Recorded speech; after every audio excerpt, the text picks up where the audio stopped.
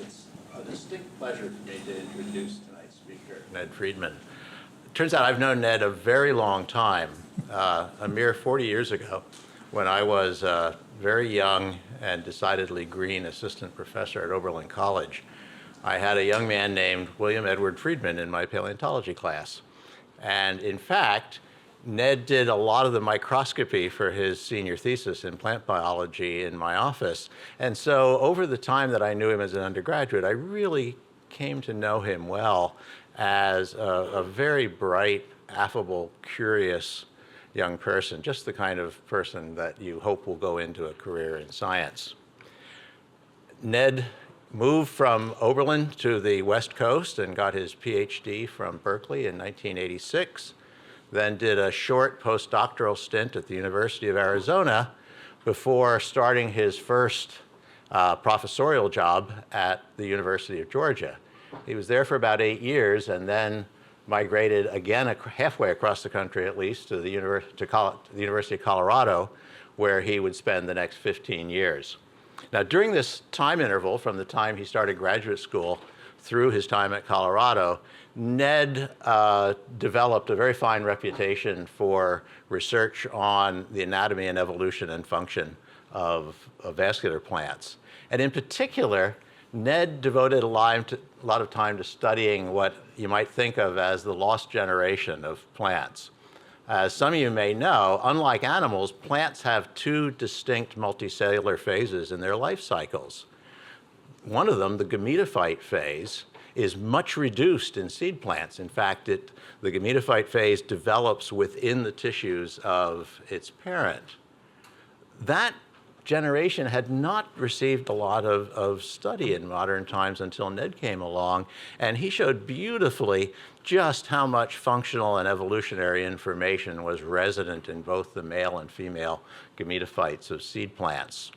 Among other things, he showed that if you look at the development of this generation in early flowering plants, it sheds a lot of light on the evolution of the group. Ned also made another fundamental contribution to our understanding of plant reproductive biology. And that is, if you look in pretty much any textbook, it will tell you that there is something called double fertilization carried out by flowering plants, and that this is unique, and it's one of the things that makes flowering plants special. Well, it was unique until Ned came along and showed that this same phenomenon is found in another group of seed plants called the Nitales. And so through this really careful anatomical work, Ned was able to shed a great deal of new light on reproductive biology and life cycle evolution in plants. Now, it turns out that in 2011, Ned moved again. This time, thankfully for us, he moved to Harvard, where he became the director of the Arnold Arboretum and the Arnold Professor of Biology.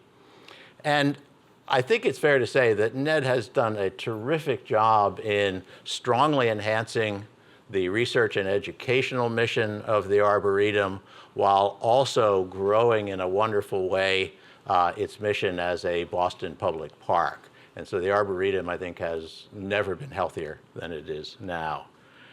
Now, at the same time, in addition to all of his administrative, teaching, and mentoring duties, Ned has really spent a lot of time, an increasing amount of time, trying to understand early evolution. Well, not early evolution is kind of my beat, but the early thinking about evolution. Who were the first people to really think about evolutionary concepts in anything like the way we think of it now? What did Darwin know of these writings, and how did they influence his career? And that's what Ned's going to talk to us tonight about. So please welcome Ned Friedman.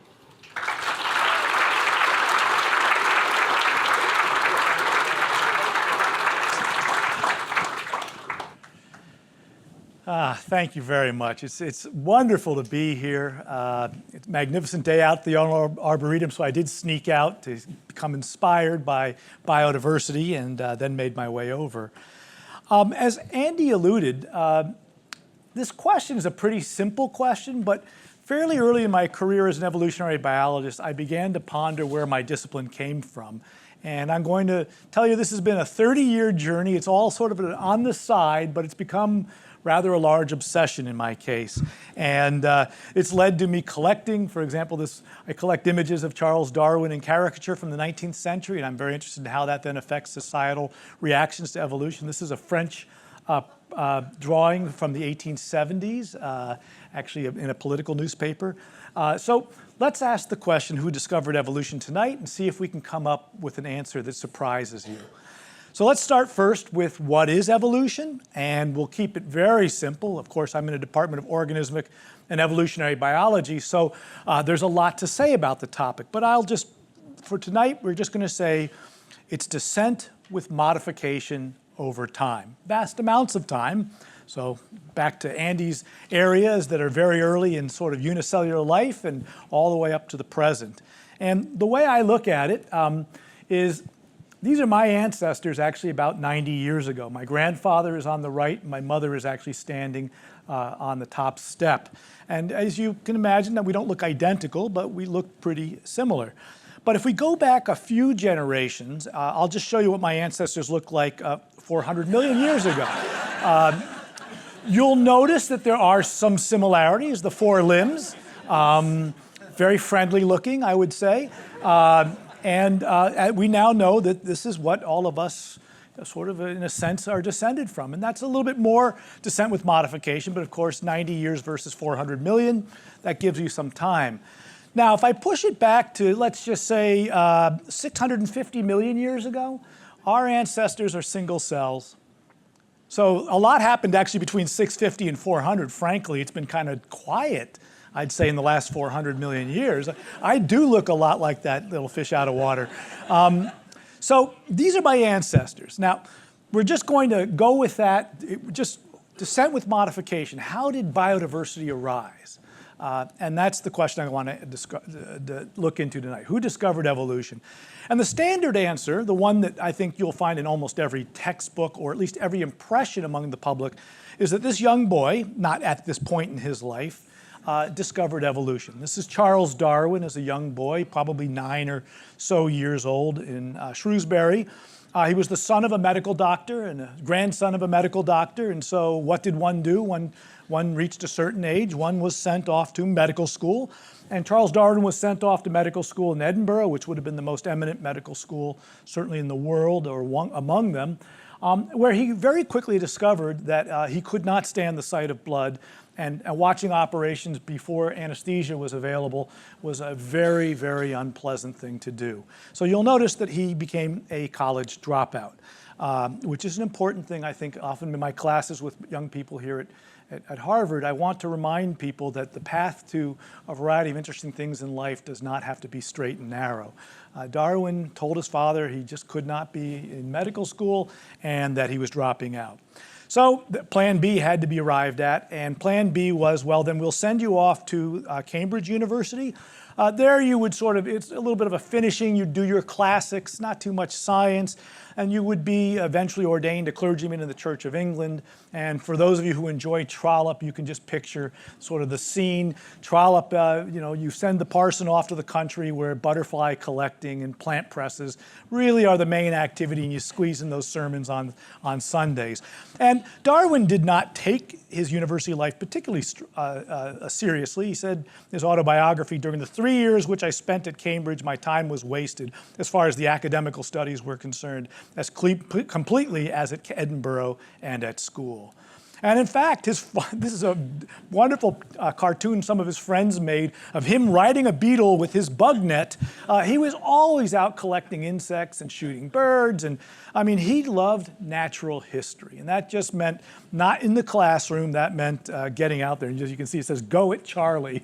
So there he is out after his beetles, which he loved to collect.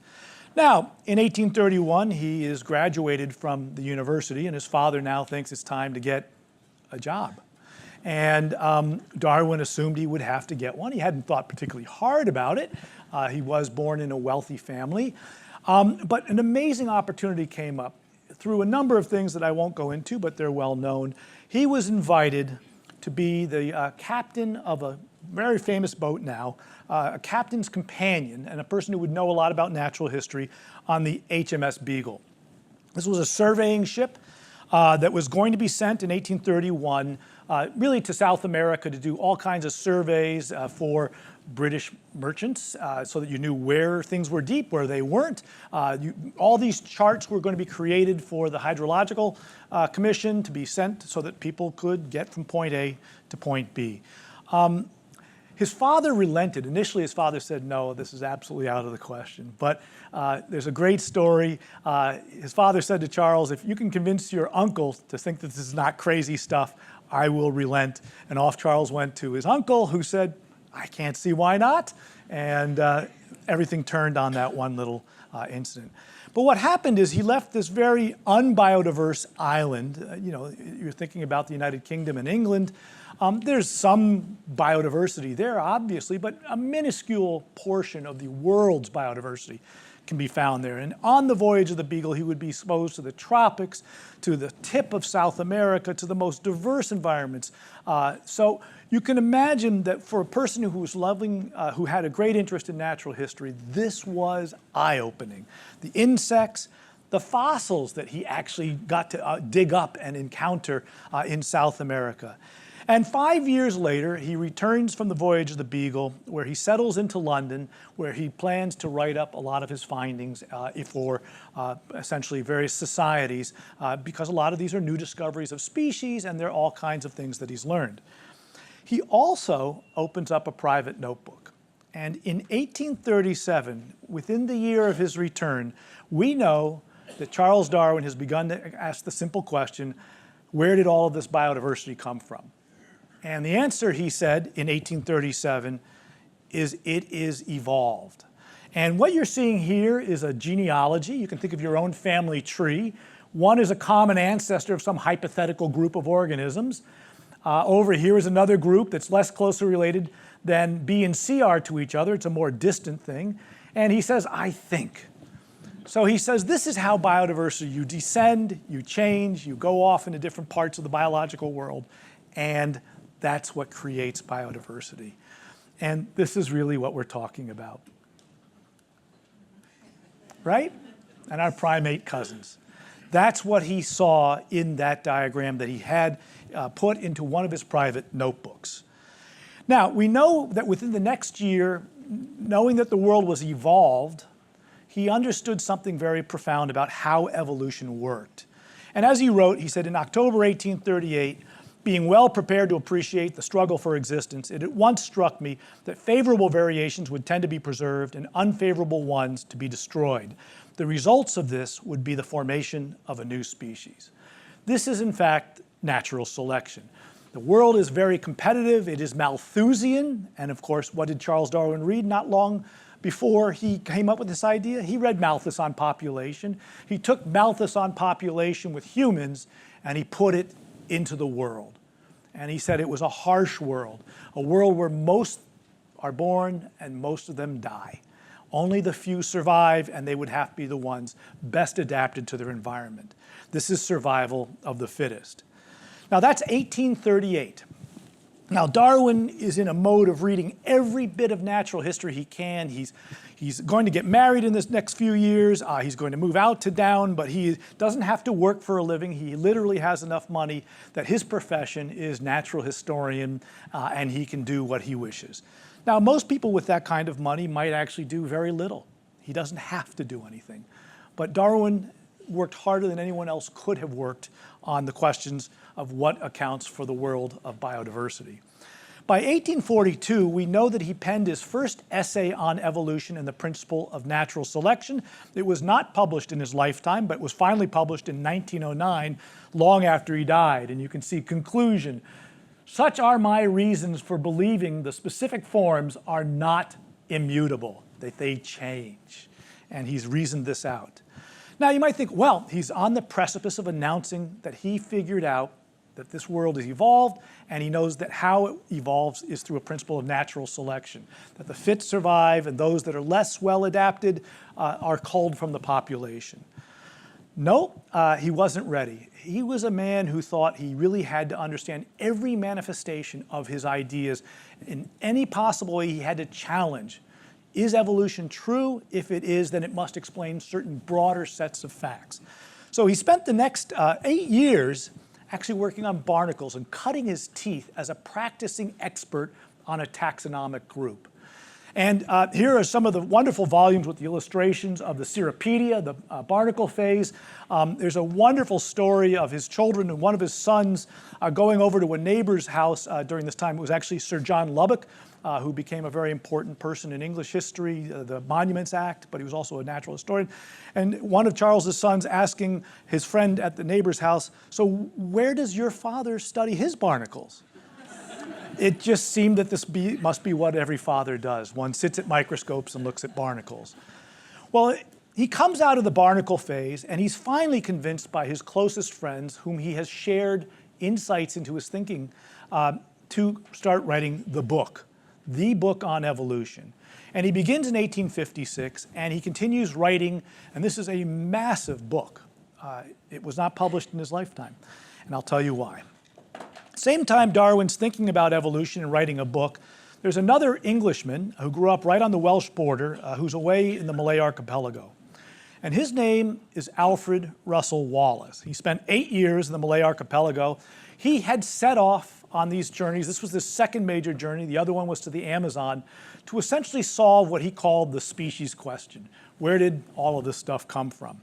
Unlike Darwin, who could just be the companion of someone who was the captain of a ship and had all of his bills paid by his parents, Wallace had to make a living. And so he made his living by shooting everything and capturing everything and pressing everything and sending it to an agent in London who would sell it for people's Victorian curio cabinets. And so a lot of death came along with Wallace's admiration of birds of paradise and everything else. But he too had an amazing insight during his time in the Malay archipelago, actually during a malarial fever. And as he wrote in his own autobiography, why do some die and some live? And the answer was clearly, on the whole, the best fitted live. From the effects of disease, the most healthy escaped. From enemies, the strongest. Then it suddenly flashed upon me that this self-acting process would necessarily improve the race, because in every generation, the inferior would inevitably be killed off and the superior would remain. That is, the fittest would survive. And indeed, this is the principle of natural selection. And he came up with this idea not long after reading Malthus on population. So it just shows you that there are no walls between science and social theory, political theory. These things are much more dynamic than we often give them credit for. And this is a perfect case where something that was laid in the 1790s on Malthus and on human population could literally stimulate two of the most important people of the 19th century to understand how evolution accomplishes essentially change, descent with modification. So what does Wallace do?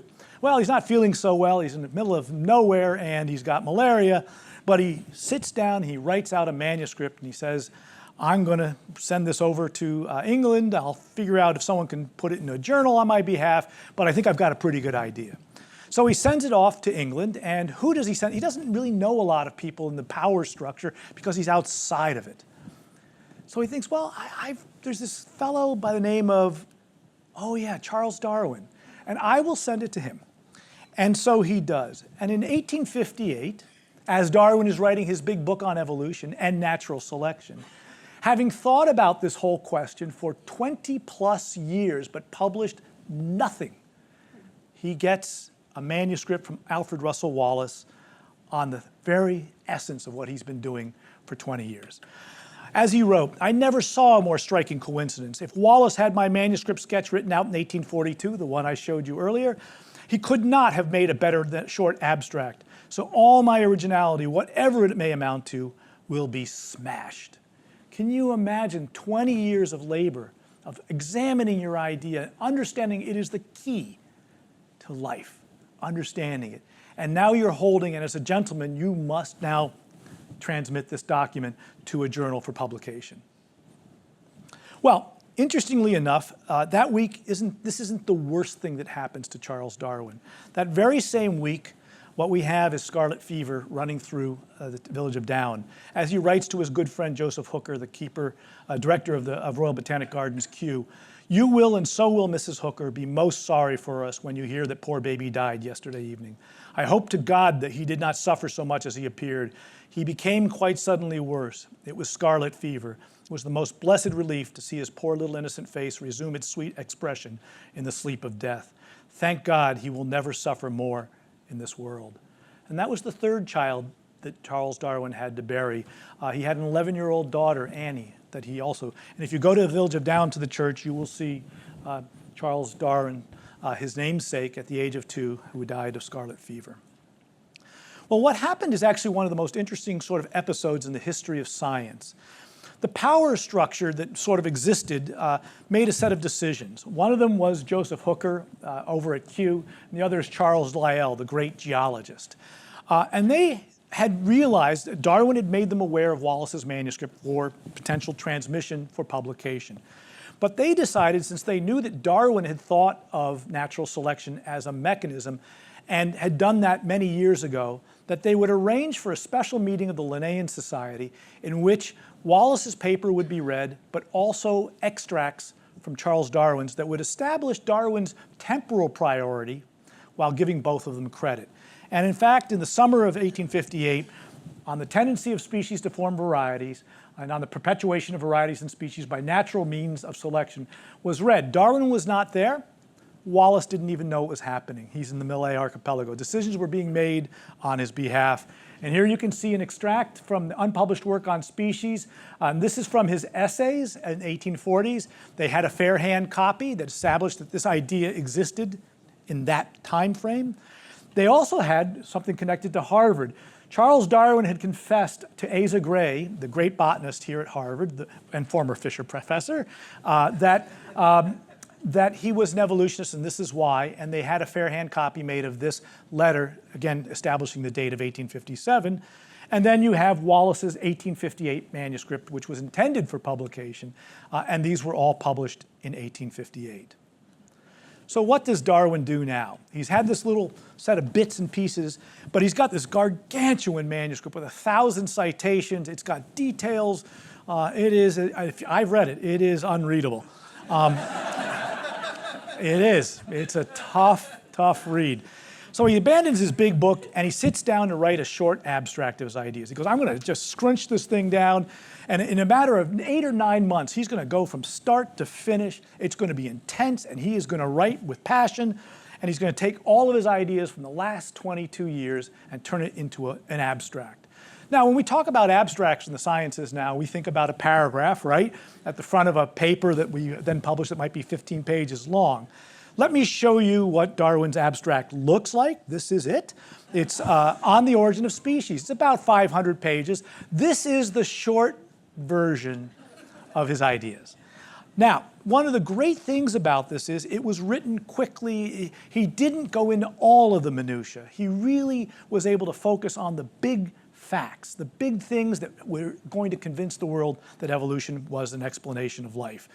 And as he said, this abstract, which I now publish, must necessarily be imperfect. I cannot here give references and authorities for my several statements. I must trust to the reader, reposing some confidence in my accuracy, which is, thank goodness, if you go through the big book with all the citations, you're going to stop at about page 12. But this book is really the popular version of it, filled with information, but without all the citations, and he just wrote it out and he said, trust me. But not everyone was so happy with this, and there was some fallout from the abstract. And this leads to Darwin getting quite a bit of mail. So we know that On the Origin of Species is released by John Murray, still located on Albemarle Street in London. If you've ever been, I just was actually there to see Mrs. John Murray the 7th 2 weeks ago. And here's what happened.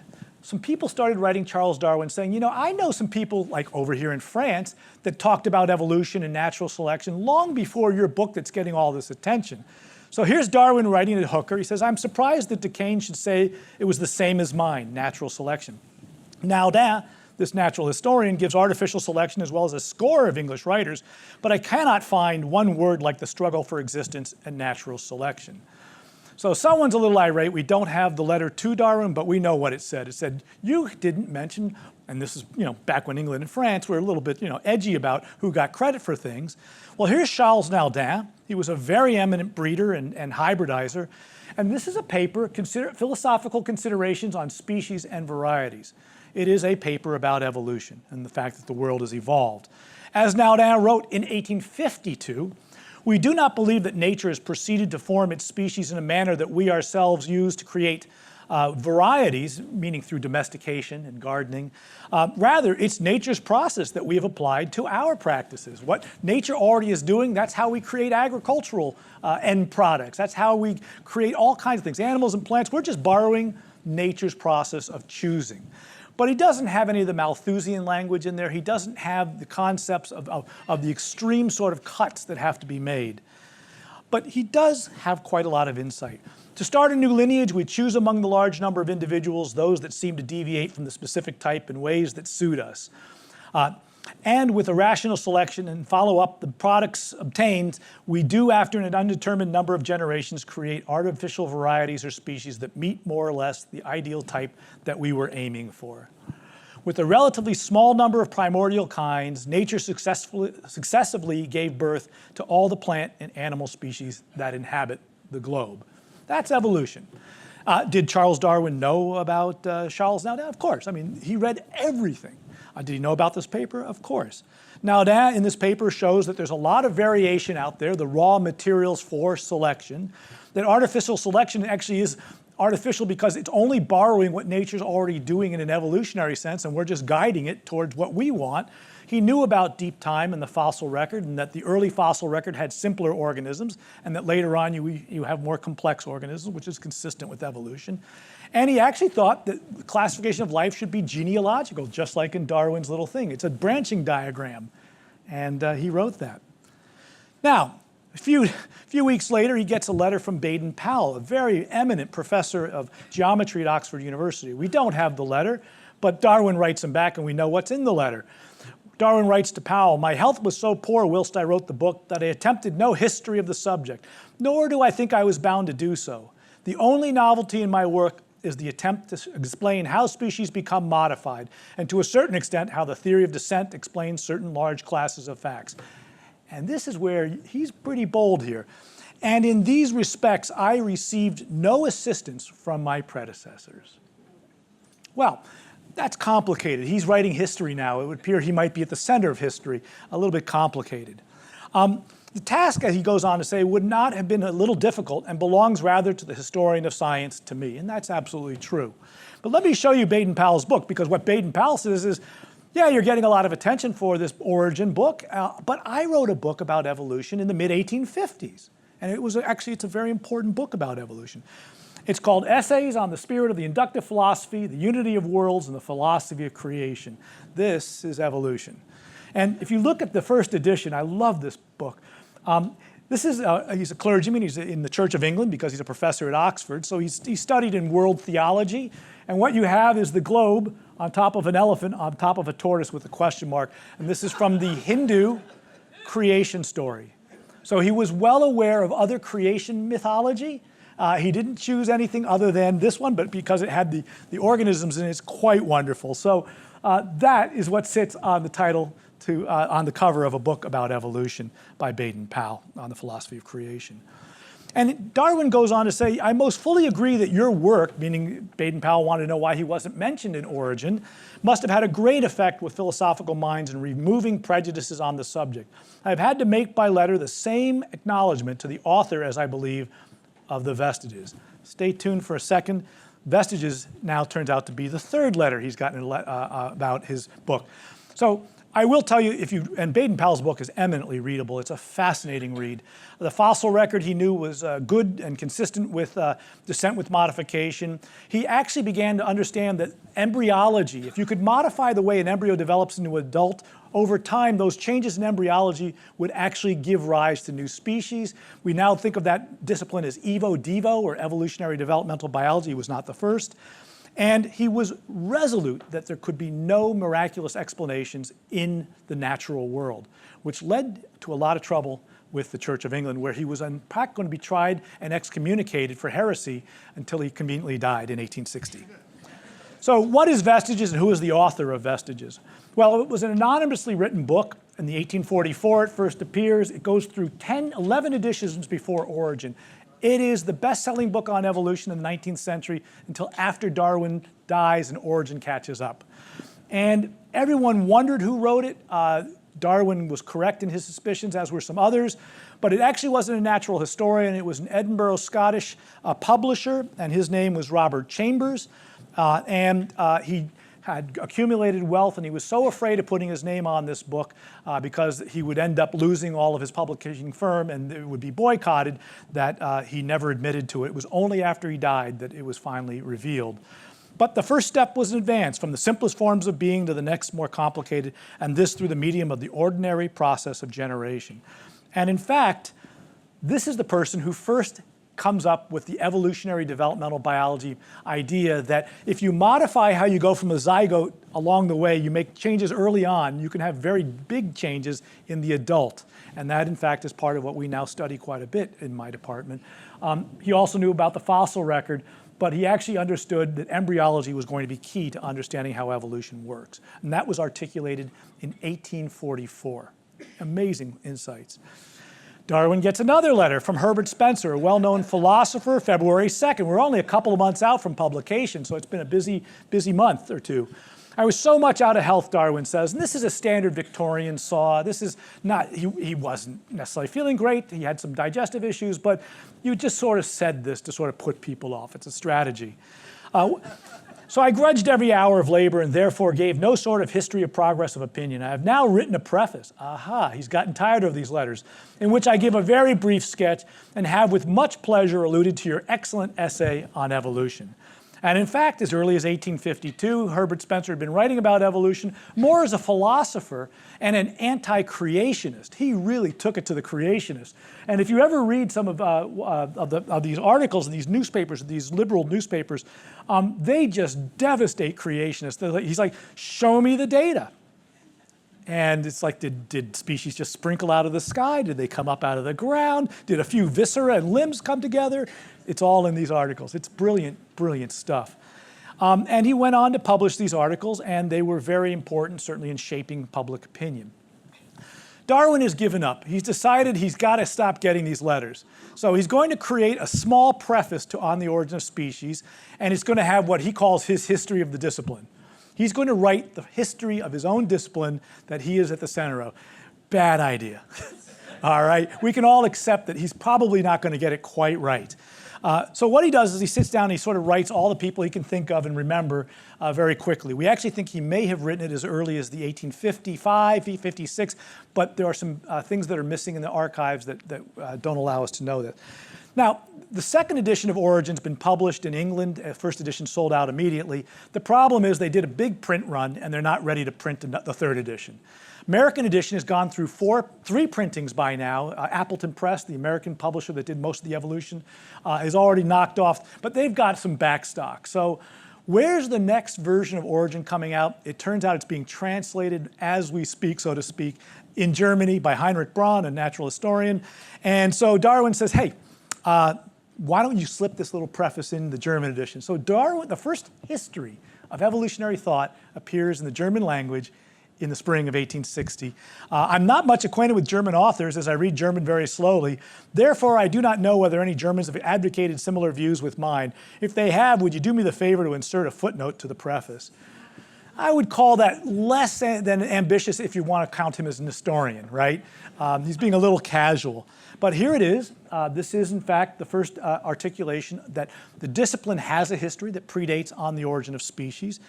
Then the third printing of the American Origin sells out, and this German thing, which was originally obviously written in English, comes out in America in the summer of 1860. So Americans could read the history of evolution in 1860. And finally, in 1861, the second edition doesn't have it from 1860, and in 1861, you can see the historical sketch. Now you can be in England and get the news, but they're the last to hear. So let me just look at this little historical sketch. He begins, I will here attempt to give a brief but imperfect sketch of the progress of opinion on the origin of species. this is very accurate, especially the imperfect stuff. So let me give you a couple of examples. I mentioned that Alfred Russel Wallace co-discovered the principle of natural selection, and he did it entirely independently in his own brilliant way. Now, after Origin had been published and the historical sketch had circulated, this is Charles Lyell, the great geologist, writing to actually Alfred Russel Wallace in 1867. He goes, "My dear Wallace, I've been looking into Darwin's historical sketch, thinking to find some allusion to your essay when he gets to 1855, but I can find no allusion to it." Remember, he's the one who created the little co-reading at the Linnaean Society, and he's a little bothered that Darwin hasn't given Wallace full credit. Because, in fact, beginning in 1855, Wallace started publishing articles on evolution in the UK, and they're not mentioned in this historical sketch at all. And so here's one on the habits of the orangutan. You can imagine where that's going in terms of human origins. Another attempt to arrange the classification of birds in an evolutionary way. And here's one about how varieties can actually sort of evolve into species. And all Darwin gives him in this historical sketch, if you look at Origin, is the third volume of the Journal of the Linnaean Society, contains papers by Mr. Wallace and myself, in which, as stated in the introductory remarks to this volume, the theory of natural selection is promulgated. So I would say that's somewhat casual. This is just what it means to be human and to be at the center of something. It's not evil. It's not necessarily anything other than the fact that Darwin wasn't thinking very hard about how to give attribution, and he wasn't an historian. But here's another funny part of this little essay. Lamarck was the first man whose conclusions on this subject excited much attention. And most of us who come through biology will learn about Lamarck and giraffes' necks willing to get longer to get the stuff up in the tall. And we're told Lamarck wrong, Darwin right, natural selection, so forth. And that Lamarck was a really important evolutionist in the early 1800s. But Lamarck was not the first person to essentially excite attention on the topic of evolution. He did start writing about evolution in 1801, year 9 of the French Revolution. But here's someone who was writing about evolution in the 1790s. He lived in the British Midlands, in this house right here, next to the only 3-spired cathedral in England, Church of England. And he had on his bookplate this wonderful thing, which was 3 cockle shells, and it says Lichfield, which is in the Midlands, E conchus omnia, everything from shells. Now you might think, well, what does that mean, cockle shells and so forth? It means evolution, everything from marine invertebrate life on up. You might say, oh, no one's going to be in on that joke. Well, he was a medical doctor, and he painted it on the door of his carriage as he went about zillions of miles taking care of his patients. So everyone saw this, and I guarantee you at least one person noticed it, and he lived there in that 3-spired cathedral, and he was none too happy about it. He knew what it meant, and he then wrote in 1784 a little article, unbeknownst to this person with the cockle shells, to the Gentleman's Magazine. And he attacks this person for his evolutionary views, and he ends this whole thing with a wonderful poem.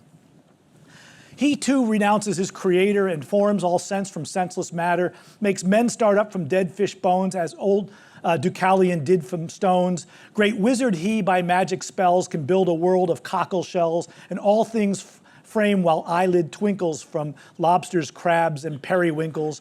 O doctor, change thy foolish motto, or keep it for some lady's grotto, else thy poor patience well may quake, if thou no more canst mend than make. What he's meaning is remove that from your carriage, or you will never practice medicine anywhere near where I live. And it came off the carriage immediately. Who was this person? Charles Darwin's grandfather, the first English evolutionist, Erasmus Darwin. And I think it's reasonable to assume that Erasmus Darwin was known to Charles, who read his work on evolution. So there he is, Erasmus Darwin, the first Darwin to publish on evolution, the first Englishman to publish on evolution. And he published in this very long book about animal biology and medical sort of thought and philosophy. There's a little section with 6 pages, but it is about evolution, zoonomia. When we think over the great changes introduced into various animals by artificial or accidental cultivation, as in horse or in dogs, which have undergone so total a transformation that we are now ignorant from what species of wild animals they had their origin. In other words, imagine how much we've done with domestication. Couldn't that explain evolution? So it's an analogy, just like his grandson would use and many others. When we resolve in our minds the great similarity of structure which obtains in all the warm-blooded animals, from the mouse and bat to the elephant and whale, to my four-limbed fish crawling out of water, right? It's the idea that we have these similar body plans. That is the concept of homology that we would now accept. The final cause of this context amongst the males seems to be that the strongest and most active animal should propagate the species, which should thence become improved. It's the first articulation of the process of sexual selection leading to change. Would it be too bold to imagine, in the great lengths of time since the earth began to exist, perhaps millions of ages before the commencement of the history of mankind, that all warm-blooded animals have arisen from one living filament?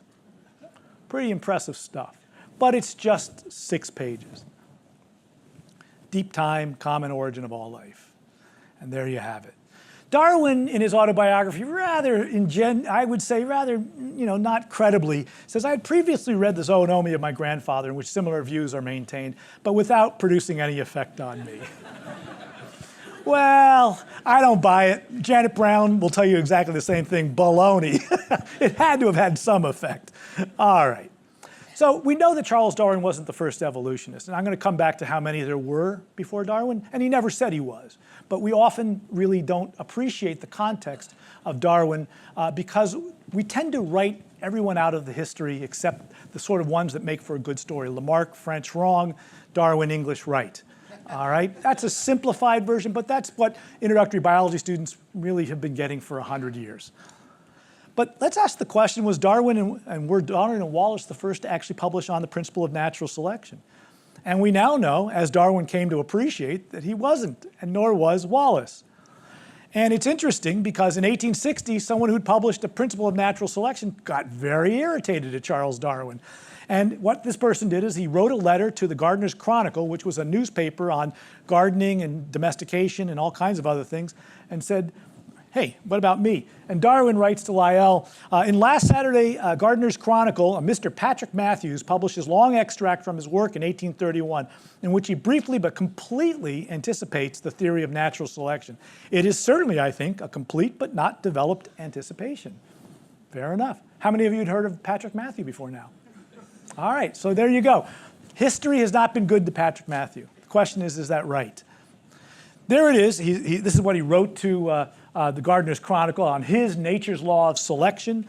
And he says, I noticed in March 3rd, long quotation from the Times stating that Mr. Darwin professes to have discovered the existence and modus operandi of the natural law of selection. This discovery turns out to be what I published. Now, he says very fully, and I would dispute that, as far back as 1831.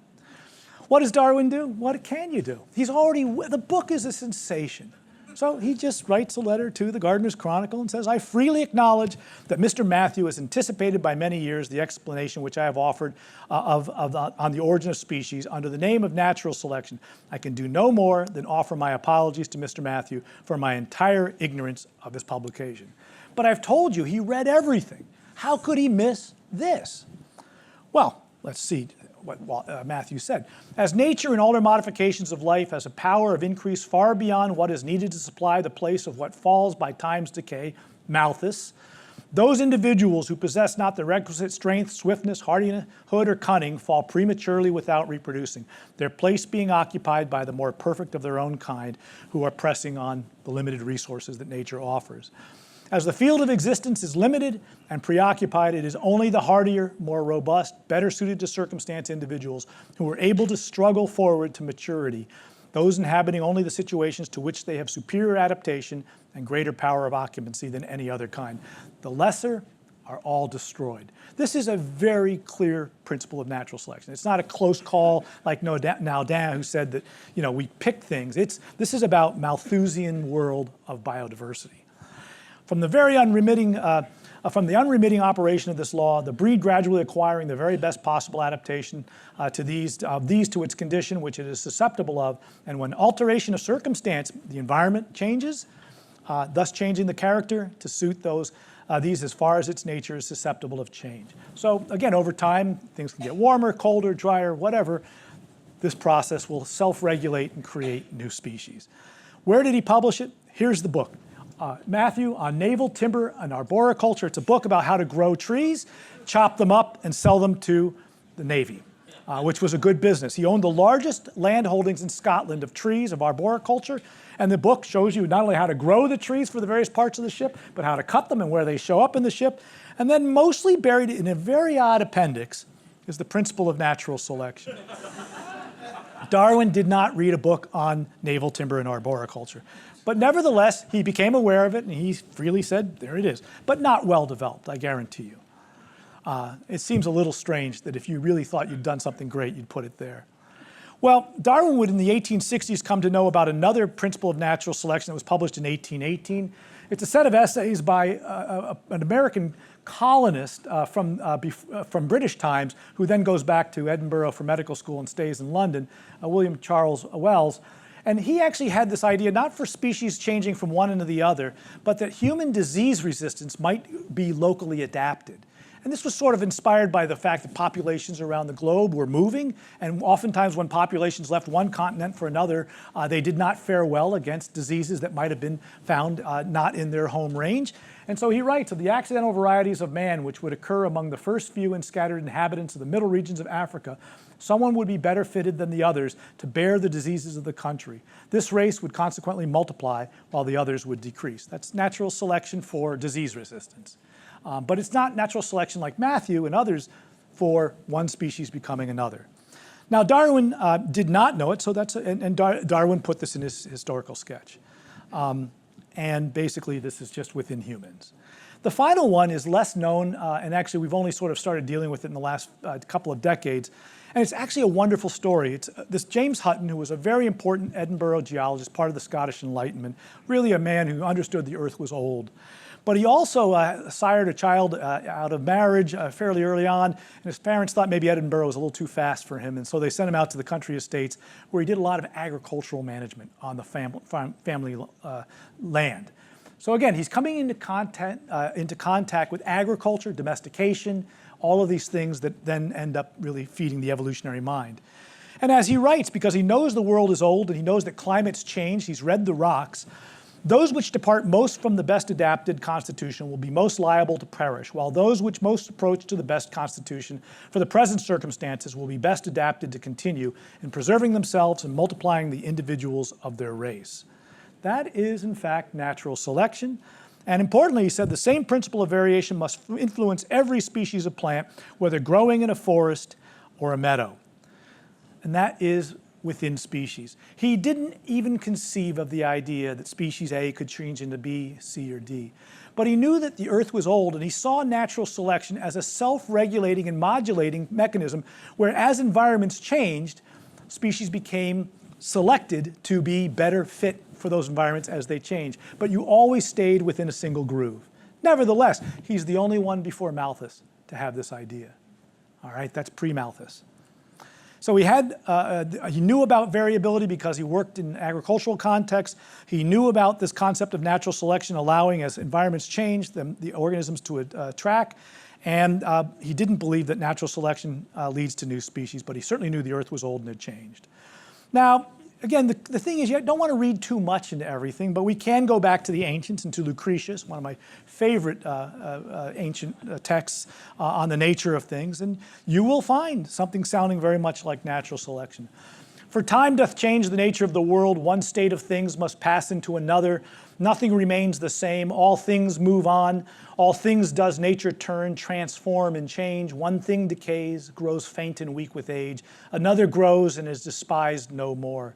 So therefore time, the whole nature of the world changes, and one state of the earth yields place to another. That's evolution. In those days, many breeds of animals must have died out, unable by procreation to hammer out a chain of progeny. All those that you see drawing the breath of life, either by guile or courage or by speed, from the beginning of time, have been preserved. That's natural selection. Isn't that magnificent? There is the human intuition here at work. And I've gone back to look at all of the earliest translations, so if you're worried, I have a modern translation of Lucretius that's been read in with Darwinian eyes. I can tell you the first English translation, which is long before Darwin's time, reads exactly the same, just slightly older English. So you can find it in different places. So let's ask the question, is Darwin given more credit than he deserves? So this really asks the question that we have to always ask: what's the nature of scientific discovery? And a lot of people will say it's you find something, you describe it.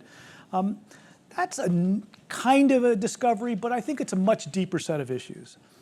And I would argue that the first thing one has to do when one thinks about evaluating the place of a person or the importance of a person is you have to think about what the idea is. So we have to ask, there has to be an idea. Now let's just take the broad idea of evolution. So the idea that all of biodiversity is descended from a single common ancestor of life some almost 4 billion years ago. All right? That's an amazing idea. And as Darwin would say in ultimate versions of his historical sketch, he counted up 37 people who published on evolution before he wrote and published on the origin of species. That's a pretty good number. And I can tell you I worked pretty hard to find more. This morning I got a distressing email, which means I got a lot more work to do. I'll tell you about that in a minute. So here's Darwin's list. They're all over Europe, and only one in the US. And I suspect that something very interesting about the age of our country and also us leading up into the time of the Civil War. But I can tell you there are many others. And I actually can tell you that they are from all over Europe: France, Scotland, England, Germany, Austria, Switzerland. There are often connections. What does it happen in Austria? Right after a big revolution in Vienna. You start to see evolution burgeoning out. So again, not in isolation. All of this has context in society. And I'll just tell you right now, I maintain a website with all of my early evolutionists. There are about 70 of them so far, although I got another 4 from Italy this morning from a colleague I got to deal with, and I don't even read Italian. But I do, and I will just show you, here's a QR code. If you snap it or you look at it later, this will take you directly to that website where you can read about the 70 people before Charles Darwin who actually contributed ideas about evolution. But to give you some idea of how far back it goes, this is the first book sort of in modernity about evolution. It's called Ptolemid. It's de Maillet's name backwards. It's published posthumously. It is rather absurd in many of its ideas about evolution, but in essence it is that every terrestrial species of life has an evolutionary ancestor in the water. And it's quite radical, and it was published in 1748, republished 1749, 1750, and 1752. And you can see it was a little too hot for France, so it got published in Amsterdam to begin with. Now, the French are all over this. Diderot, you may know Diderot, the grand philosophe. He's writing about evolution in some of the weirdest places you ever saw. People are talking about it. Let me give you something really obscure that gives you some idea of how big this was in France. 1794, a multi-volume, 6-volume set, A View of Nature and Letters to a Traveler Among the Alps, with reflections on atheistical philosophy, now exemplified in France. Remember, there are a bunch of French atheists over there. We English, we're very proper, we've got our church, and they're just, atheism, evolution, they're being joined, correct? So what does he say? It was found out that nature, one day teeming in the vigor of youth, produced the first animal, a shapeless, clumsy, microscopical object. This, by the natural tendency of original propagation to vary and protect the species, produced other better organized. These again produced others more perfect than themselves, till at last appeared the complete species of animals, the humankind, beyond whose perfection it is impossible for the work of generation to proceed. Now, he's an anti-evolutionist, but he wants you to know that these really atheistic French are talking about this stuff all over the place. So here's the most insignificant, no one's read this thing probably in 200 years, except for me maybe, but these little gems tell you that the world was one in which evolution was being talked about. And in France, by the end, this is the same year Erasmus Darwin publishes Zoonomia. So this is before the Zoonomia comes out, we know that the French are all over it. Now I'm just going to give you an example. I'm going to pick a year, not randomly. Let's pick, Darwin's origin is 1859, 40 years earlier, 1819. What was going on in the evolutionary world? Let's go to Germany. Leopold von Buch, a very famous geologist and plant geographer, visits the Canary Islands. It's that island thing again. You remember there were some other people who have been inspired by islands, like Wallace and Darwin. Well, von Buch goes to the Canary Islands. He's on the Canary Islands, and he ends up doing all the botany with a colleague from Norway, and then he publishes the flora of the Canary Islands. What's in this little thing? And here's Île Tenerife. This is the map that was actually produced from his expedition. It hangs on my wall. Like I say, stuff sticks to me. But it's a magnificent map. And he starts to speculate about the plant species on this island. What does he say? The individuals of a genus strike out over the continents, move to far distant places, form varieties, which owing to their segregation cannot interbreed with other varieties and thus be returned to the original main type.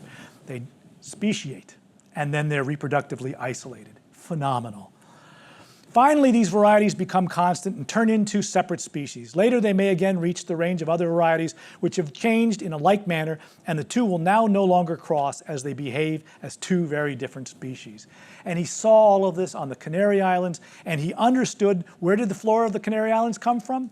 The nearest continent. Just like Darwin knew where the plants and animals of those islands that we know sort of off to the west of South America might have some stuff from South America. So here we go. A favorable chance may arise from a particular set of circumstances with seeds above in the mountains. Left to itself, the variety which results from the new conditions to which it is subject will form, within the course of time, a separate species which moves away even more from its primitive form.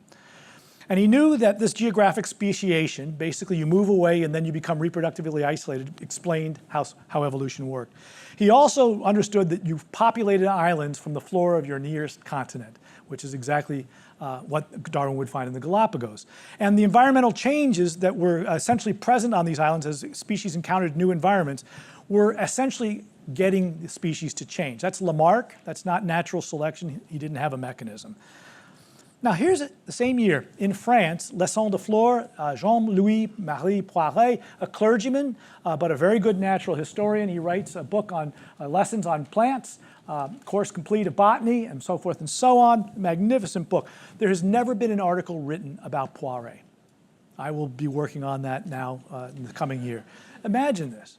We don't know our own history. Is he minor? I don't think so. Not only do we conceive the possibility of the creation of new species, but we frequently have the proof before us. There are, however, special circumstances where plants end up naturalizing in climates or soils which are foreign to them. This results in varieties which in the long run lose their original type and reproduce after many generations, endowed with these new attributes which they do not lose. That's inheritance, essentially. The thing becomes permanent, and which lead to the formation of a new species. It is very difficult to deny that new species are formed in nature when we carefully observe what is happening every day in our gardens, where it is not uncommon to see varieties end up constantly reproducing the same by their seeds. Why wouldn't the same happen in nature? So there it is, horticulture, agriculture. It's a perfect example. Darwin knew that. And so he had all of this wonderful evidence for evolution, and he wrote it up in 1819 and published it in French in a wonderful set of volumes. Now, I'll go over to England, same year, 1819. This is William Herbert. He was a clergyman, Church of England, and he was also, like the standard model we have from Trollope, he was a hybridizer of plants, brilliant hybridizer. He was always crossing different species. On the production of hybrid vegetables with the result of many experiments made in the investigation of the subject. 1890, Transactions of the Horticultural Society of London. He was the greatest amaryllis breeder, a beautiful book he published in the 1840s, but he was a full-on evolutionist. If it is meant only that a fertile offspring may be supposed to intimate that the two parent plants have branched out from one common stock since the creation of the world, I am fully disposed to admit the truth of that position. But I should go much further, considering that many species which we cannot now by artificial means prevail upon to intermix have also descended from one original. In other words, if I can hybridize any two species in a genus, it's evidence that there must be something that links them, not just that they were separately created. Why, if they were separately created, could I do this magic? They had to be descended from a common ancestor and retain the biological ability to interbreed. And he wrote about hybridization, which turns out in plants, less commonly in animals, but much more so than we thought, to be a very important part of creating new species over evolutionary time. And he really understood a lot of the basic science of the day. So evolution was all over the place. Darwin grew up in a world that talked about evolution. And it would be a grave mistake to sort of erase this background of people, because he's reading them, he's reacting to many of them, and he is in the midst of these discussions. Now, if we come to the idea of natural selection, it's a little bit tighter cut. We have Hutton, we have William Charles Wells, we have Patrick Matthew, we have Charles Darwin coming up with it in 1838, and then we have Wallace in 1858, 20 years later. But what is an idea? I have a lot of ideas. I guarantee you most of them never see the light of day. It may even be that some of them are fantastic. But if I never put pen to paper, they're worthless. That's just a fact. The ideas that matter are the ideas that are put out and tested in the world, in that marketplace where people debate. And I can guarantee you, when it comes to James Hutton, no one really knew what he meant then, and we can remove him. Charles Wells certainly didn't think about this as a mechanism for evolution writ large. And if Patrick Matthew wants to lay claim that he fully exposited on the principle of natural selection, he had a very strange idea of how to get this incredibly important idea out into the world by putting it in the appendix to a book about how to cut trees up for ships. So I don't buy it, all right? We're left with Wallace on my close-in and Charles Darwin.